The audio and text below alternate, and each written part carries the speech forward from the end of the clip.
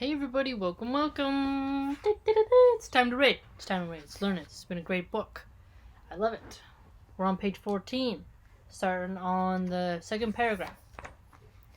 These prominent men of the Quraysh and some others, finding it impossible to stop the Prophet by either threat or inducement, decided to approach the aged and venerable Abu Talib, uncle of the Prophet and leader of the Bani Hashim.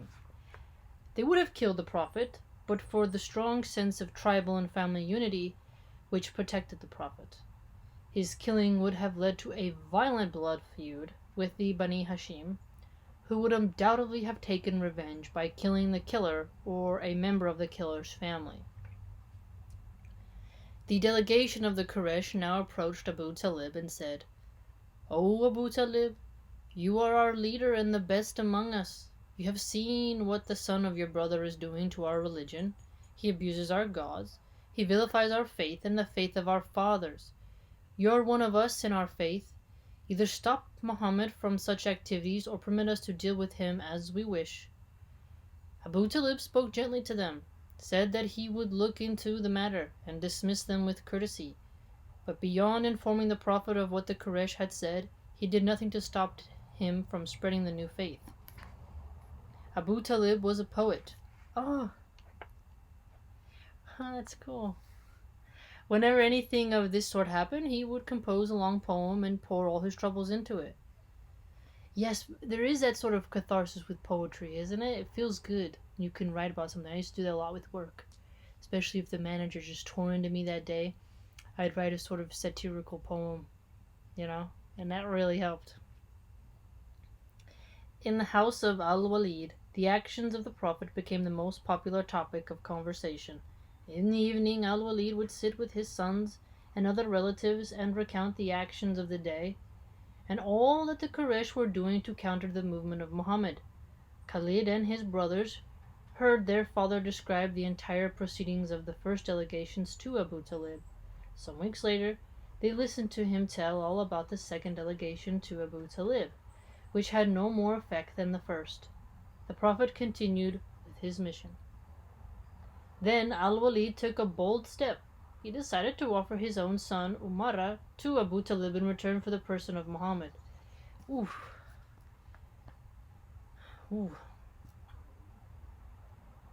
Oh, no, wait, to the return. This exchanging of people. Umara was a fine, strapping youth in whom men and women saw all the virtues and graces of young manhood. All the virtues and graces of young manhood. Today, if you said that, they'd be like, toxic masculinity.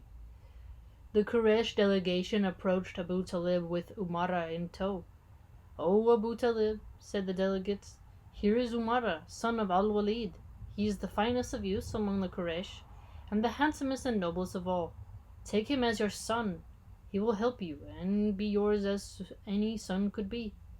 In return, give us the son of your brother, the one who has turned against your faith, and the faith of your fathers, and has caused dissension in our tribe. We shall kill him.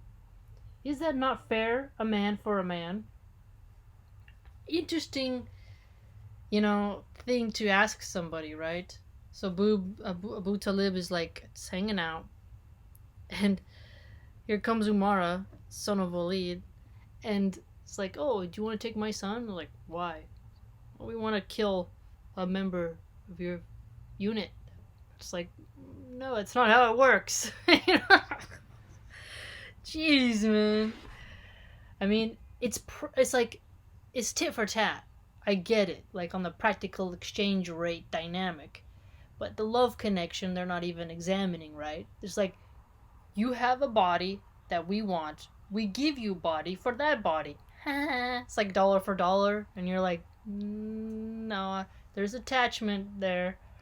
You know what I mean? Abu Talib was shocked by the offer. "I do not think that it is fair at all," he replied. "You give me your son to feed and bring up while you want to kill mine. Fair point, right? By Allah, this shall not be. The mission failed. We do not know how Umara reacted to the failure of the mission, with disappointment or relief." That's so true, right? He's like,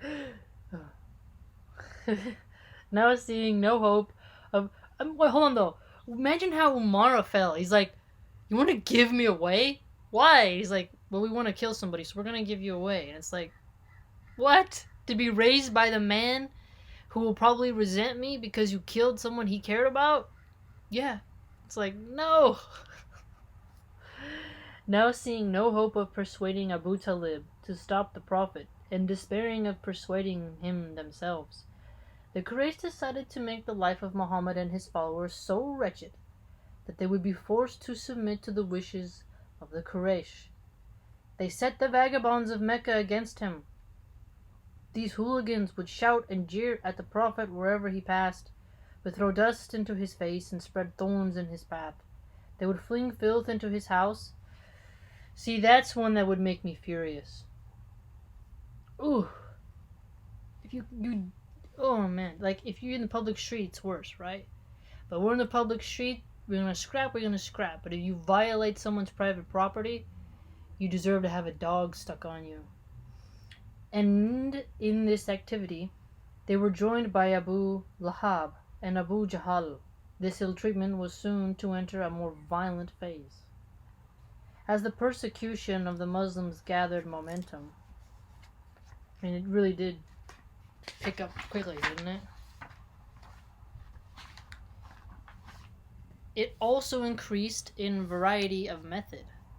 One man got the bright idea that he would hurt Muhammad's cause by challenging him to a wrestling match.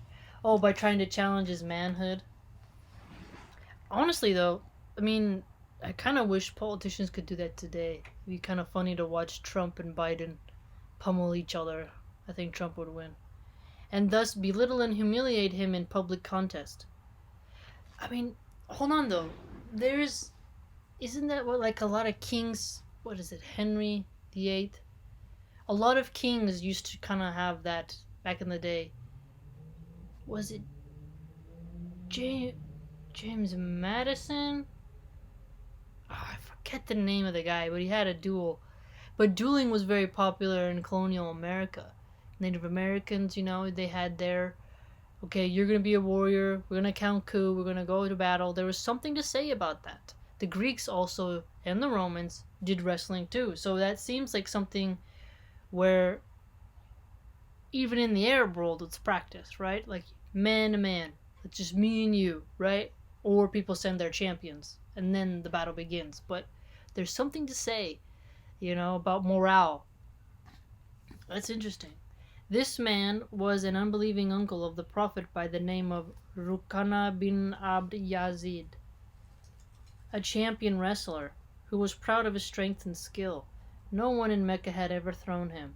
"O son of my brother," he accosted the Prophet, "I believe that you are a man, and I believe that you are not a liar. Come and wrestle with me.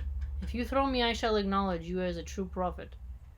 The man was delighted with himself at having thought up this unusual way of lowering the stock of Muhammad in the eyes of the Meccans. Exactly. It's like a tactic.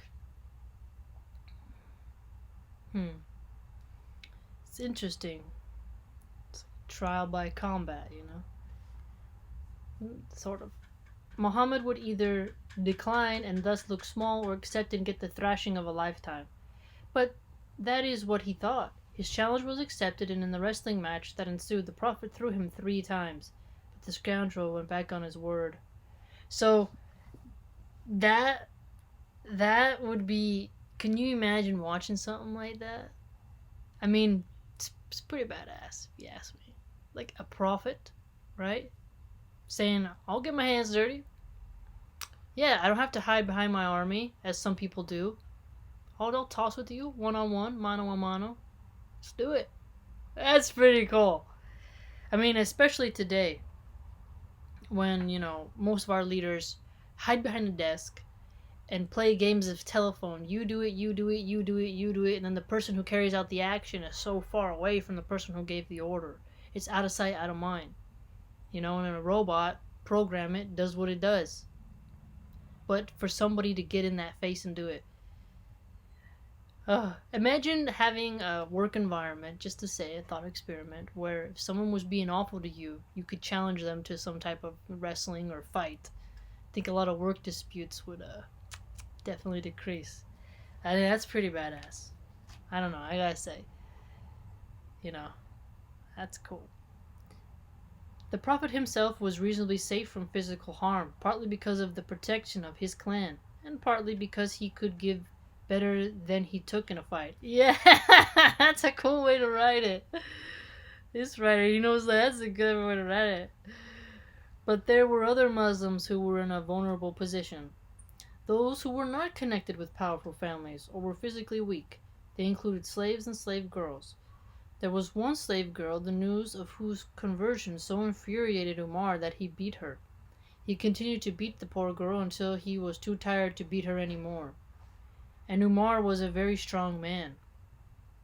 Yeah, sounds like a plantation owner. They used to do that. Some people, that power dynamic, it makes people get drunk on blood. That's what was scary about slavery. Very interesting.